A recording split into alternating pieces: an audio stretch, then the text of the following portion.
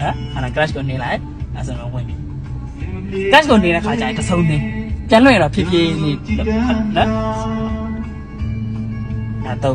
ပြီးရင်ဒီကထိုးတဲ့ခါကျရင်မှထိုးမယ်ထိုးပြီးရင်ပြန်ဖြုတ်မယ်ဖြုတ်ပြီးတော့လက်ကိုသားလေးလှုပ်ပြီးတော့အဲ့သူ့ငြိမ်နေမယ်အဲ့ဘာမှမစင်စားမနဲ့တက်ထိုးရအဲ့နံပါတ်3ပဲပြန်ဖြုတ်ပြီးဘာမှမထိုးမစင်စားမတက်ထားလိုက်နံပါတ်4လေးအဲ့တော့အသေးတိုင်းမလို့ပင်ပန်းတယ်ဟုတ်ပါဒါနံပါတ်1ပဲကလပ်ရှ်နကရွေးပြီဟောဖိုက်ချတယ်ဒီမှာကွာဖြစ်ထားတယ်နော်ဘိတ်လွတ်ထားတယ်နော် crash မလို့ရတယ်လို့ကာမသွားတာဖြည်းဖြည်းလေးတော့နကရွေးပြီအဲ့ဒါဘာမှလီဗာမြိုက်လိုက်နေကြမလို့တွေ့လား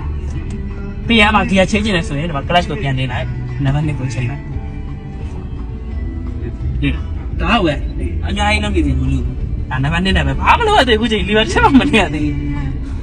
ဘူးတော်သွားတယ်နော်တော်သွားတယ်အဲ့တော့မသိဘဲနဲ့လီဗာလိုက်နေတယ်တားထိတ်လို့မရဘူးဟိုမှာ crash နေတယ်ရမှာဆိုတော့နံပါတ်2နဲ့လည်းရတယ်စိတ်မပူလား2နဲ့လည်းရတယ် ဟိုကားဆိုတော်တော်နည်းနေတယ်နော် ဒါခုချိန်လီဗာ